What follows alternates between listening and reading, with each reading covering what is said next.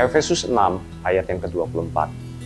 Kasih karunia menyertai semua orang yang mengasihi Tuhan kita, Yesus Kristus, dengan kasih yang tidak binasa. Kasih yang tidak binasa. Dalam terjemahan bahasa Inggris disebutkan dengan undying love.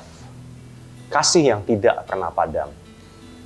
Biarkan saya mengingatkan saudara sekalian dengan cinta pertama Anda, atau cinta mula-mula yang Anda alami dengan pasangan Anda, dengan istri, suami, atau kekasih saudara sekalian. What do you feel? Atau sebenarnya, how do they make you feel? Apa yang saudara rasakan pada saat Anda jatuh cinta? Bagaimana pasangan Anda membuat perasaan Anda berubah ketika Anda pertama kali jatuh cinta? Jatuh cinta membuat kita buta, kata orang di luar sana. It's true somehow. Ketika kita jatuh cinta, semua kelihatannya menjadi indah.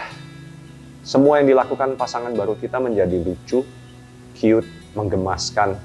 Pokoknya tidak ada yang kelakuannya membuat kita kesal atau marah. Sangat menyenangkan bukan rasanya jatuh cinta. Sekarang, apakah saudara sekalian juga masih ingat bagaimana rasanya ketika saudara jatuh cinta dengan Tuhan pertama kalinya? Saya masih ingat sekali. Rasanya persis seperti ketika jatuh cinta dengan istri saya. Perasaan yang begitu menggebu-gebu, selalu ingin dekat, selalu ingin berduaan. Sepertinya Tuhan selalu ada dan menjawab semua doa atau permintaan saya dengan cepat. Selalu kangen ingin menyembah dan memuji Dia. Bersekutu dengan intim, membaca firman-Nya. Begitu amazing dan luar biasa rasanya Tuhan di dalam hidup saya. But was it just a chemical reaction, just like when we fell in love? Apakah itu sama hanya sebuah reaksi kimiawi di dalam otak dan tubuh? Seperti pada waktu kita jatuh cinta dengan pacar atau pasangan kita pertama kalinya. Manusia terdiri dari tubuh, jiwa, dan roh. Kita semua sudah tahu mengenai hal ini. Saya akan mengatakan kalau pada saat kita jatuh cinta dengan pasangan kita, yang turut terpengaruh adalah tubuh dan jiwa. Tetapi, pada saat kita jatuh cinta pada Tuhan, maka semuanya, tubuh, jiwa, dan roh kita pun ikut terpengaruh.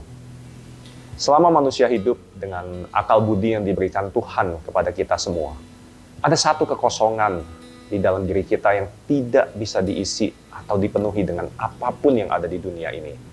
That part is what our soul is looking for. Bagian yang kosong itulah apa yang roh kita selalu cari. And the only answer that can fill that void is the love of God. Satu-satunya yang bisa mengisi kekosongan itu hanyalah kasih Tuhan. Sekarang kita kembali ke cerita mengenai apa yang terjadi setelah jatuh cinta. Penelitian mengestimasikan bahwa jatuh cinta atau cinta mula-mula pada pasangan berlangsung selama 6 bulan sampai 2 tahun pada hampir 70% pasangan di dunia. Setelah fase jatuh cinta mula-mula atau yang sering disebut romantic stage ini selesai, kemudian muncullah yang disebut dengan early attachment stage, yang kemudian dilanjutkan dengan crisis stage, dan yang terakhir deep attachment stage. Saya tidak akan membahas satu persatu tahapan ini karena akan terlalu panjang pembahasannya. Tetapi pada intinya tahapan-tahapan ini juga yang akan saudara dan saya lalui pada saat kita melewati perjalanan kasih kita bersama Tuhan. So, jadi apa yang harus kita lakukan atau siapkan untuk bisa lulus dan bukan cuma sekedar lolos dalam melewati perjalanan kasih kita ini? Ayat yang sering kali kita baca mengenai kasih mula-mula diambil dari Wahyu 2 ayat yang keempat yang mengatakan, namun demikian, aku mencela engkau karena engkau telah meninggalkan kasihmu yang semula. Ayat ini seringkali dipakai untuk menghakimi saudara-saudara kita yang sepertinya telah jauh dari Tuhan, tidak mau melayani lagi di gereja, menjauhi persekutuan, dan lain-lain. Saudaraku sekalian, izinkan saya untuk menegur saudara semua dengan penuh kasih.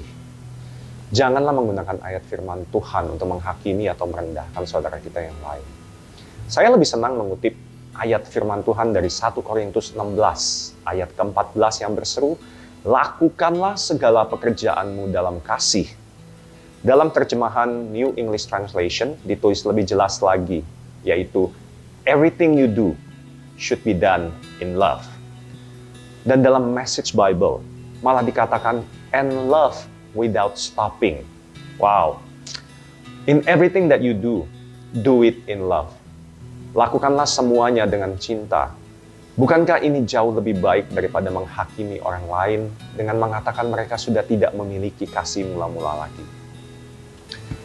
Mengapa kita bisa sampai kehilangan kasih mula-mula? Ada istilah yang mengatakan, first love burns the brightest.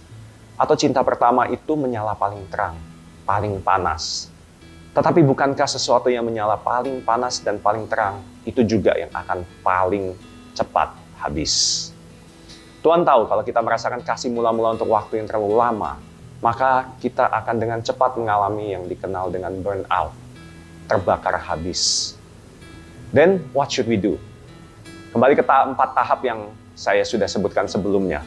Romantic stage, early attachment stage, crisis stage, dan yang terakhir deep attachment stage. Sama seperti tahapan cinta dengan pasangan di atas, our love for God juga harus melewati tahapan-tahapan di atas.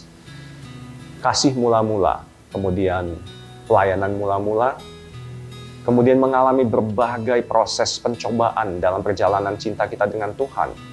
Dan akhirnya, bila kita tetap konsisten, kita akan menjadi kekasih Tuhan yang setia dan tahan uji. Konsisten, sebuah kata yang belakangan ini menjadi golden word atau kata emas buat saya pribadi.